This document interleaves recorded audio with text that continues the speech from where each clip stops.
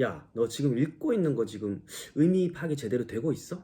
요거 단어 혹시 뜻이 뭔지 알아? 요거 문장 한번 해석 좀 해볼래?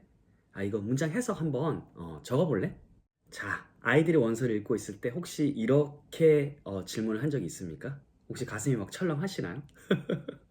내가 지금 잘하고 있는 것인가 되게 좀 헷갈릴 때가 많습니다. 그래서 오늘 원서를 읽을 때 이와 같은 질문을 하는 것이 과연 어떤 의미를 갖고 있는지 한번 알아보도록 하겠습니다.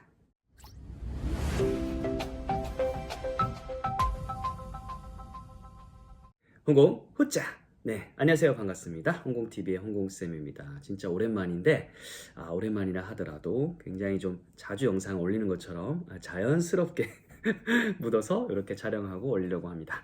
자, 오늘은 이제 원서 읽기를 하는 데 있어서 이제 많은 부모님들께서 아이가 읽는 걸 잠시 멈추고, 땡땡아, 요거 혹시 단어 왜 엄마가 볼 때, 아빠가 볼 때 좀 어려운 것 같은데 이 단어 너 뜻 아니?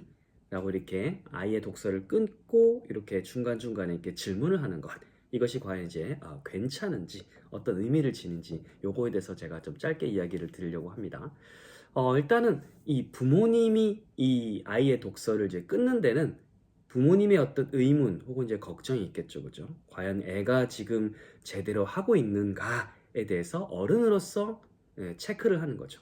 그럼 이 어른이 어떤 이제 영어에 대한 마인드를 갖고 있는지를 먼저 체크를 하고 그 다음에 이제 아이가 어떻게 이게 이루어지는지 그거에 대해서 체크를 한 다음에 이 두 개가 이렇게 과연 딱 함께 섰을 때 좋은 것인가 요거를 이제 판단해야 될 것 같아요. 그죠? 그래야 합리적인 거잖아.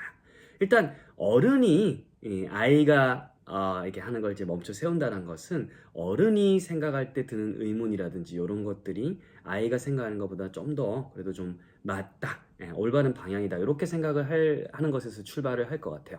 그렇잖아. 내가 볼 땐 이거 구멍인 것 같은데 이런 마음으로 이제 아이를 세울 것 같은데 저 어른이 지금 이제 우리 부모 세대의 어떤 영어 학습 환경 대다수를 말씀드릴게요. 뭐 이렇게 유학을 갔다 왔다든지 영어를 이제 완전 전공을 했다든지 이런 분들 빼고 일반적인 평균적인 가정을 생각했을 때 그 부모님들은 그렇죠. 주로 이제 5차 교육과정 세대들이 많아요. 즉 다시 말해서 중학교 들어갔을 때 처음으로 영어 교과서란 것을 접하고 심지어 이제 알파벳이나 기초 단어부터 중학교 때부터 이렇게 시작을 한 분들이 상당히 많을 겁니다. 그때 기억나시죠, 그죠? 우리가 뭐 그 전에 뭐 많은 리소스가 있지는 않았잖아요. 뭐 듣기에 대해서 많은 리소스가 있지도 않았고 그리고 이제 뭐 원서라는 것도 그 당시에 많이 접하기 굉장히 좀 어려운 시절이었죠. 그래서 이제 중학교 되면 교과서를 하나 받고 그거를 사실은 달달달 외우고 거기 있는 것 해석을 좀 칼같이 이렇게 거의 뭐 암기식으로 이렇게 다 했었고 그 안에 나오는 단어들 나가서 이제 시중에서 판매하는 어떤 단어장이라든지 그런 것들을 비교적 어떻게 달달달 외우는 형식으로 했었어요. 그래서 교과서 지문이라든지 이런 걸 달달달 외고 이런 친구들이 시험에서 당연히 성적도 잘 받았거니와 그렇죠. 뭐 영어를 당연히 잘한다고 이렇게 판단을 받았던 시기겠죠. 그래서 지금하고 비교해 보면 굉장히 제한된 양의 텍스트를 반복 숙달을 해서 그 정확성을 이제 올리면 영어를 잘한다. 그리고 나아가서 시험을 잘 볼 수 있다라고 이제 굳어지는 시대였어요. 그러다 보니까 그 당시에는 조금 이게 강압적으로 이게 좀 작용하게 됐죠. 그러니까 뭐 가령 수업 시간에 영어 시간 기억나죠? 영어쌤 들어와가지고 영어를 며칠이야? 오늘 3일이야? 3번 일어나봐. 본문 너 읽고 해석해봐. 너도 그 다음에 13번 23번 낙엽줄 대고 뭐 손바닥 맞고 난리도 아니었죠, 그죠? 그런 정확성 테스트가 있었고 그 다음 또 단어 시험이 있었죠, 그죠? 단어 시험도 치러지면 들어와가지고 이렇게 갱지 위에 접어 이름 써반 뭐 이렇게 반번호 이름 써. 그 다음에 끝나면 책가방 올려놓고 이렇게 또 채점도 시키고 어때요? 알파벳 한 개라도 틀리면 손바닥 맴매 맞고 했었어요. 맞다 보니까 열받을 때도 있죠. 아니 내 짝꿍은 1번에 아예 안 써서 한 대 맞는데 나는 알파벳 하나 틀려가지고 이렇게 손바닥 맞으니까 과연 이게 똑같은가 생각을 하면서도 그냥 억울하지만 맞고 이렇게 자랐을 거예요. 즉 다시 말해서 이 우리 지금 현재 기성세대들 부모가 된 세대들은 굉장한 이제 정확성에 대한 압박을 받고 이렇게 자란 세대고 그게 뭔가 조금이라도 틀리거나 조금이라도 이렇게 뭔가 우리말로 치어나거나 해석이 좀 제대로 되지 않으면 영어를 잘 못하고 있다고 판단을 하는 약간 그 영어 학습에 있어서 트라우마 세대라고 저는 생각을 합니다. 그러다 보니까 부모님이 됐을 땐 어때요? 나의 트라우마를 극복하고 싶겠지. 그쵸? 그리고는 이제 아이들 세대는 리소스가 굉장히 많아요. 원서도 그렇고 굉장히 많은 양을 아이들이 어때요? 우리 때에 비교해서는 슥슥 보고 즐기고 깔깔대고 이런 방향으로 나가고 있다 보니까 우리 부모님 입장에서는 어때요?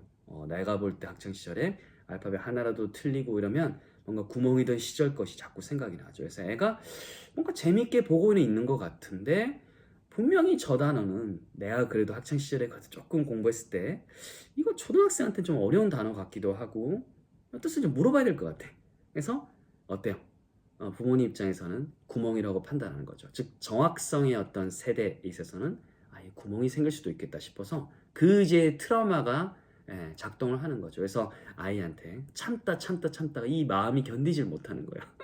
그리고는 야 땡땡아 잠깐만 요 단어 뜻 혹시 뭔지 알아? 라고 했는데 애가 모르겠는데 라고 하면 옳다 크니야 옳다 봐 너희 집 구멍이 있는데 그럼 요건 또 뭐야? 이것도 잘 모르겠는데 그러면 이제 야 너 구멍이 이렇게 많은데 지금 그냥 이렇게 원서 쭉 읽는 거는 너한테 시간이 지나면 이거 좀 뭔가 좀 안 좋을 것 같아 라고 이렇게 부모님께서 아이한테 이렇게 말을 할 수도 있다는 거죠. 아주 많이 일어나는 현상이거든요.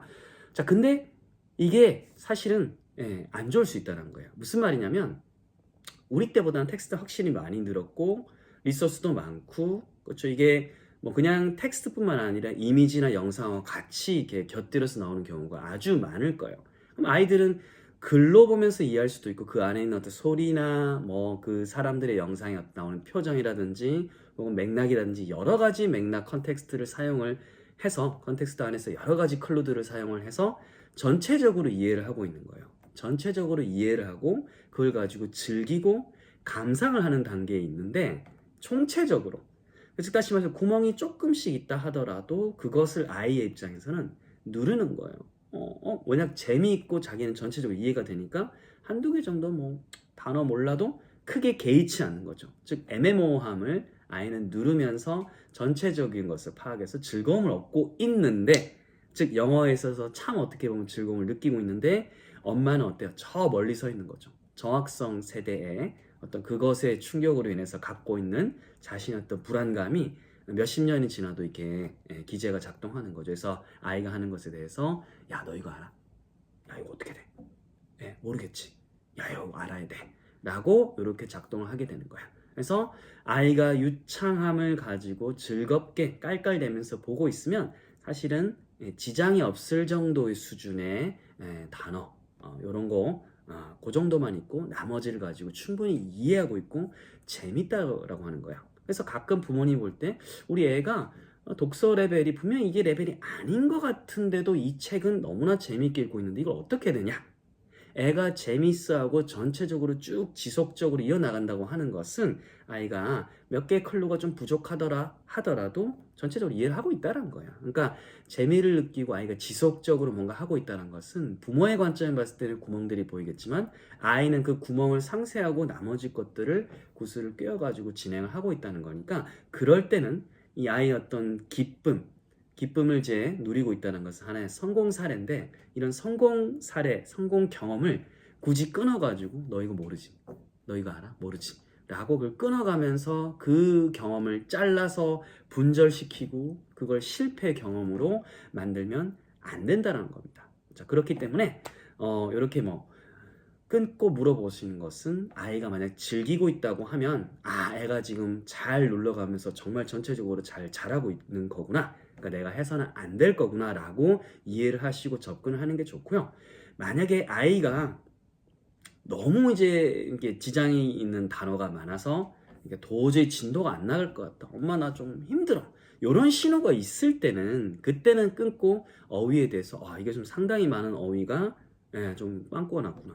그러면 이 독서 레벨이 좀 안 맞는 것 같은데 과연 이 흥미가 어떤 이해도를 넘어서지 못하는 것 같은데 이렇게 판단이 될 때는 어휘든 뭐 아니면 좀 더 쉬운 수준의 단어 어떤 독서를 도와주는 어떤 교재든 이런 거로 보완을 할 필요가 있지만 그러지 않고 전체적으로 재밌게 잘 나아가고 있다라고 하면 굳이 나의 기준으로 끊어가면서 정확성을 하나하나 이렇게 누릴 필요는 없다.